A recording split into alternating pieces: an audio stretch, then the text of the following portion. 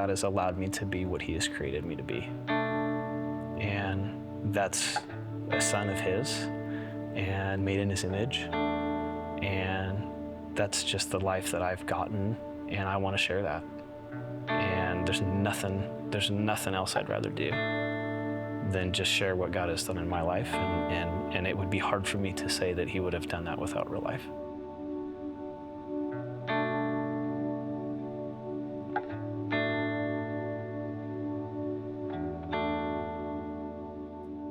So for me, the story of real life is really kind of my story.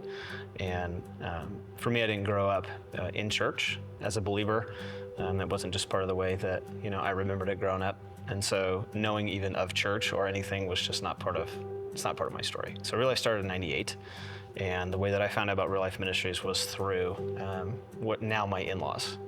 And so they were the ones that had attended Real Life, I think, within that first year and a half, and since it had opened. And so through a relationship with my wife now, Andrea, getting to know her and getting to know them, I had seen that is where they had decided to go to church. So I was going just because she was going. I wasn't going for me. It wasn't something I'd sought out. I hadn't heard, hey, Real Life, and this is what God's done. None. That was not part of anything for me. It was like, I'm gonna go wherever she's gonna go, and this is where we ended up. And so I would be invited to attend based on when they were going. And so the very beginning is kind of that introduction. That's the introduction for me for Real Life is also the beginning of the introduction for me to understand who God is. And leading up to this point, I had formulated kind of the classic stereotypical opinion. Like, here's what church is to me, right? Church is a building. Church is something for people that are weak, that need a crutch, that for me, growing up, being an athlete was, they don't have something, they're missing something, this is what it is. My intent is not necessarily to understand who God is. My intent is to have a dating relationship, right? And even through that whole process with Andrea and her family is when I started to actually, in reality, learn who God is and how it is to live a life for him, not just had knowledge about it. Because up to this point, I've been told, right? I've been told this is who God is and this is who you are, and most of it was like, hey, you're kind of bad and you should feel bad about it and quit being bad, right? And this experience for me was kind of twofold because I'm learning through a loving relationship from now my in-laws and through their daughter that there's more than I'd ever heard before. That was the on-ramp for me, was right around that 99, 2000, 2001 experience. I graduated high school, I'm at 18, and Andrea and I were still dating, but it was really kind of this crossroads for me because I had moved out of town to go to junior college to play baseball, and I think everybody kind of behind the scenes was like, maybe it's not gonna last.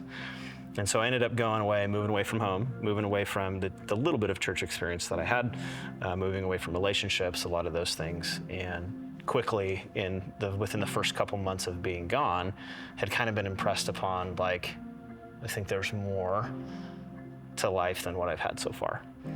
And so I can remember being away for a couple months. I specifically ended up being like November. It was November of 2001.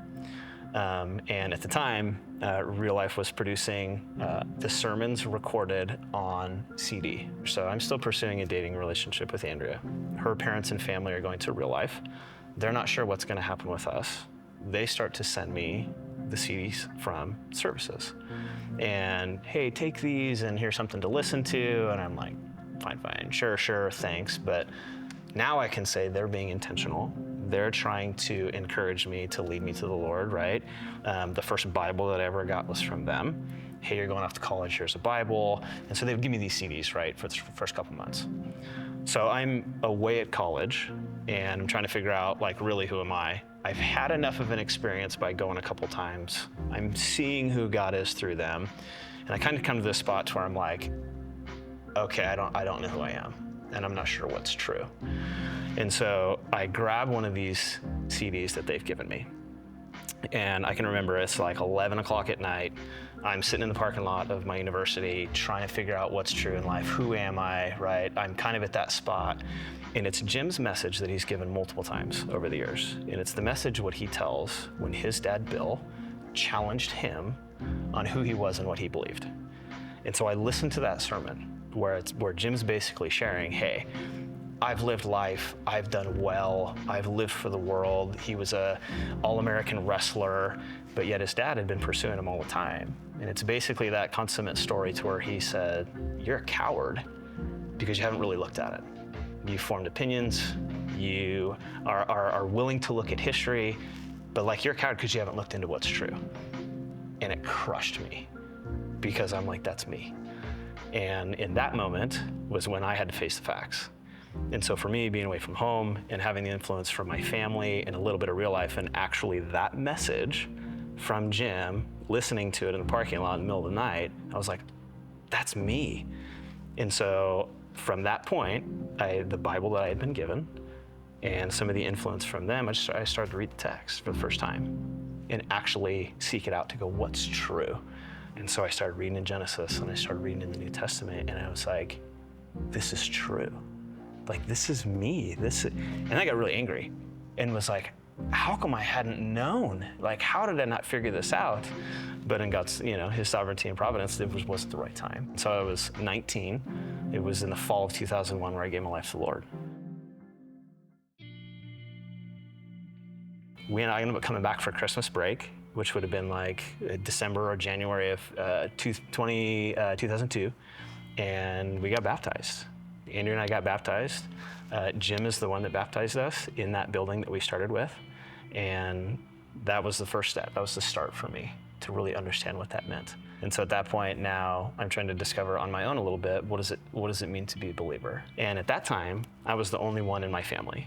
And so my parents and I have an older brother, and so this is kind of a big step for me. And it was an amazing experience, but over the course of time, there is really when God started to kind of continue to work on me and build my heart. Prior to that second year of college for me, I had made that decision.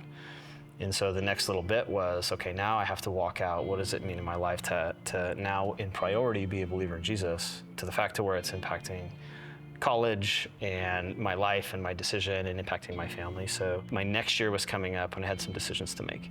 And so Andrea, she was a high school soccer player and was gonna go play soccer in college somewhere. I was a baseball player, was gonna play baseball in college. And we were trying to match those things up, like where could we go together? And so we had made the decision to go to California together to go to Bible college. My prayer after the first year or so was like, God, I just wanna know who you are, Lord.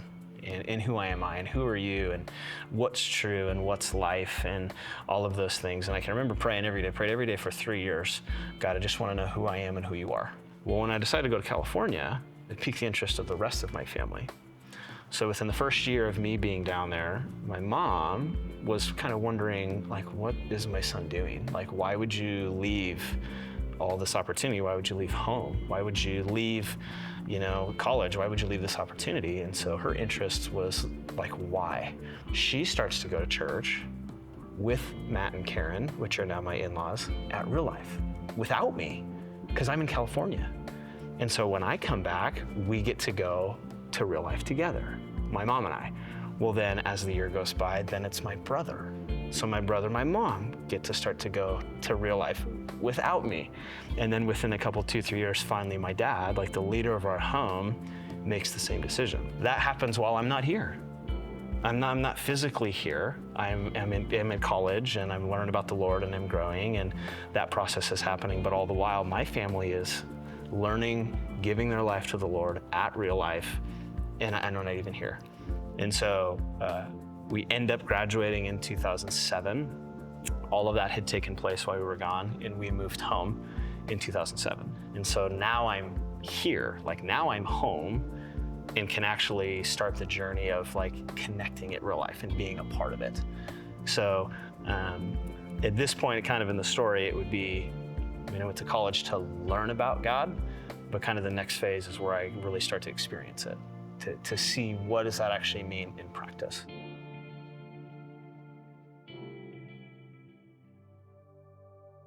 We had moved home and we got married in the summer of 2007. And now it was like, I'm gonna go to work and I'm gonna be ready to go to school, and didn't get into any place. And so I had just kind of tried to figure out what was next. And so we had come home, started going to Real Life, got a small group, and we're like, hey, we've been learning about God at school, and we had had some church affiliation down there, but nothing consistent because we were college students. But now it was like, hey, now we're going to find a church home. So we started attending Real Life in Post Falls and got in a small group. And at this point, it was, now I'm trying to figure out how to be a husband, how to provide for my family, what does that look like? And so at that time, I actually had jumped into a business that was growing significantly at the time. And so I started to work a lot, too much. And so that started to lead to some disconnection. That started to lead early on to some significant trouble within our marriage. And so I quickly found myself more in need of being ministered to than really being a minister to others. So a couple years went by, and for us it was, I was working, we were attending Real Life, but as work for me and being newly married increased, our level of participation and connectivity decreased. And so we hit some pretty tough times early on for us in our marriage. And that's kind of when God really kind of started to show up and bring some clarity to the prayer that I had prayed for 3 years. And so being at school, it was, God, who am I and who are you? I just want to know who you are, and I just want to know who I am. Well, through a series of unfortunate decisions on my part, I discovered who I was, really for the first time. I'd been a believer, I'd been following Jesus, but now I was broken and needed the gospel and God's grace for me personally. And so God really showed me who he was through other people, but through some confession and repentance for some really hard stuff. And I found that through people at Real Life. And so what ended up happening was, had kind of come at a fork in a road, to where my first introduction to Real Life at a formal level happened. And I can remember I went in to the place of business that I was working at, and I had a 10 o'clock meeting, and I was there to quit. I was there to quit my job. I needed to fight for my marriage, and this was the step that was necessary. And I had remembered one of my good friends, Chad Booth, who had been going to Real Life for a long time, was the one that really propelled me to say, hey man, this is what it means to be a follower of God. You gotta fight, you gotta own your stuff. So I'm like, all right, dude, I'm gonna do it. And he is such an amazing man, and he was on staff at Real Life for a while, and he loved me and pursued me. And so I trusted him, and I needed to. And so I went in and quit my job. It was a 10 a.m. meeting, quit my job. And then I went to my lunch break after. And so I went to my lunch break, and I'm checking my personal emails, and I get an email from Lance Wigdon. We're interviewing for a communications manager.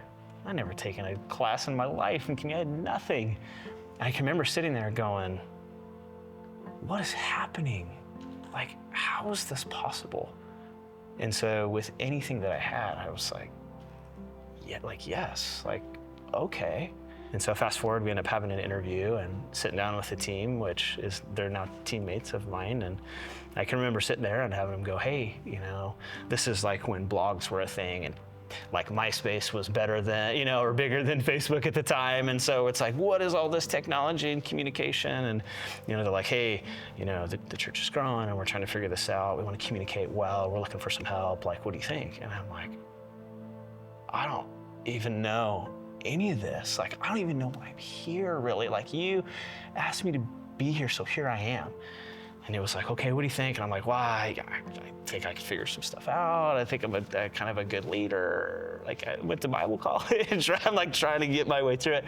And then I can just remember part of the interview where I'm like, guys, I'm struggling. And we're in a tough spot. And you gotta know that. And we're just trying to make it. And if you want me on the team, I think I can help. And that's all I got. And if you want to take a swing at it, I'm willing to do it. I don't even care what you pay me. I don't even know what's next. I'm just here because I got this email. And I can remember walking out of that interview going, way to go. Good job, right? What is gonna happen? And Lance called me the next day, and he's like, hey, we want to offer you the job. And so that's how I came on at Real Life.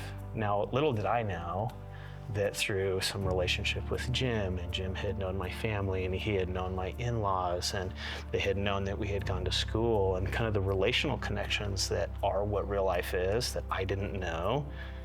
It, for me, and I didn't realize this till later, it is who we are. to say, hey, listen, like, man, maybe you're not in a great spot right now, and you're not perfect, and we're not asking you to be, but we think we can help each other. And so, like, if you're willing to come on, we can help you. Like, we can help you through this. And I'm like, I'll do anything if you're willing to help. And so I accepted the job, and I can remember the very first day I showed up. You know, it was when quick order, I had sat down and talked with Jim. And I'm like, Jim, here's where we are. And he's like, I know. And I'm like, dude, like, this is hard. Like, I don't know if we're gonna make it. Like, we gotta fight for this. And he's like, I know. And I'm like, what do I do? And he's like, just let us help you. And I can just remember being like, this is unreal. Like, this is unreal that I get the chance to actually be on this team, knowing that, like, I'm struggling, I got issues, we got problems. And they're like, this is what it means to be a part of our team. And so this starts the journey for me of actually understanding what the church is supposed to be, not because I was taught it or I heard it in a sermon, but because I lived it. Like, I was invited into it to, like, learn along the way. And it wasn't like, hey, here's the checklist to do your job to help our communications be better. Like, that's what I was hired for, is the job. But the majority of the conversations that were life-changing for me, which is, I believe, the culture of what real life really is at its core, is like, how do we help a young man who's got a disaster of a marriage, who's trying to figure out who he is? How do we help him learn and grow? How do we help him be discipled? Helping me do my job better is not the answer. It was the conversations of, like, how's it going today? You know, how's your wife doing? How's she feeling? How's your in-laws? How's your family? How are you doing? Are you connected? Oh, not doing great. What are we gonna do about that? Who are you talking to? Like, that's not job description stuff. That's life description stuff. That's the process, you know, for me is, and I would wager to say for everybody, like, growing in spiritual maturity happens in relationship, and it takes time, and it's messy, and it's not easy, and it takes people, at least in my experience, for them to be willing to ask the hard question.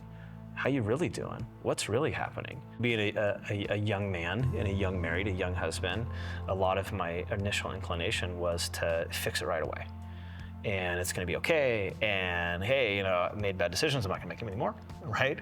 That's over, like, we're good, let's move ahead. And that's just not healthy nor appropriate, you know? And so part of the process with the marriage was, you know, the counsel, whether it was from, you know, my team or people on the staff or even Jim himself, was, you know, the responsibility of being a husband is to serve your wife. Like, you need to lay your life down for the Lord. Like, that's what the text says. You know, one of the things that Jim specifically had said to me is, like, it doesn't matter how many times you feel like you need to say you're sorry and that you love your wife and that your responsibility is to lead her. It doesn't matter how many times you say it, it matters how many times she needs to hear it. And I can remember being like, oh, you know, and that for me is, like, that's discipleship, and that's guidance, and that's counseling, and that's true hard love that I didn't really want to hear. I wanted to hear, hey, you did your part, good job, like, let's just move ahead. And that just wasn't offered, you know? And it was more like, the health of my marriage is what was going to dictate the health of my ministry. And so it didn't matter how many new communication things we could accomplish or how efficient it was.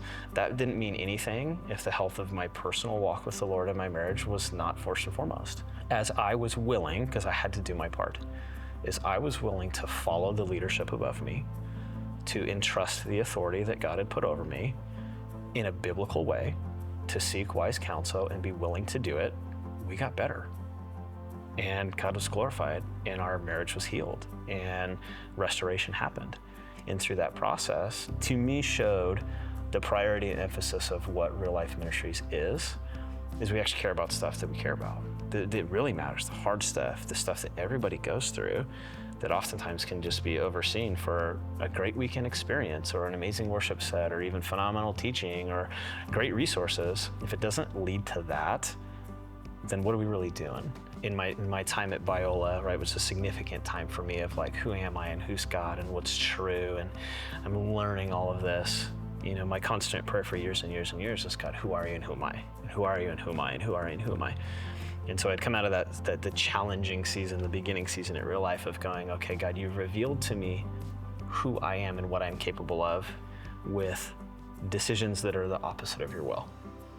And seeing that was necessary. Now I was starting to see who God had made me to be, not in the things that I struggled with, but the things that he had gifted me with. And I can see that in Jim and our team. It's like, this is why we do what we do. This is what the church is. Raising people up, making disciples, whether it's planting churches or taking over different communities. And so like, that's just the moment of like, this works. Like God's design for his church is good. It's not easy, but like this is how lives are changed and generations are changed and families are changed. And in that moment, even though we didn't see the place and the time, like everybody knew, like this is how God works. And it's just been so awesome. I think that the way that God reveals truth to the world as he has claimed is through his church. And oftentimes it's really easy to reject the church. I did. And I rejected it because I didn't see it, I wasn't willing, but also because people were not willing to do what they were called to do. And I could write a list as long as the day is about all the things that real life is not, that we haven't done well, and we're gonna continue to mess up and have to ask forgiveness for and all the sorts of things. But I think the thing for me that I'm so grateful for is that I believe that God has used me to be a part of his church as he's described it. I'm not perfect. I'm not ever gonna be. I've made huge mistakes, but I think that God uses broken things to show what's true. And it was so encouraging to be a part of a church and at this campus to say, God is bringing us people, partly in because we believe we've been faithful to do what he's called us to do. And so people are coming and new people are moving into the area and they get to be a part of it. And my hope is, is God has been faithful and merciful for me to lead it, is that people get a similar story, that they get invited into it, and that they were me, 13 years ago, that are like, I don't know who I am and who's God and what's the church. And I get the opportunity to be the person to take that into the next generation. My kids have grown up in church when I never got to. And for them to go, man, like to experience God's people in the church, like there's just nothing that I would ever want to do besides that, and in real life has given me that.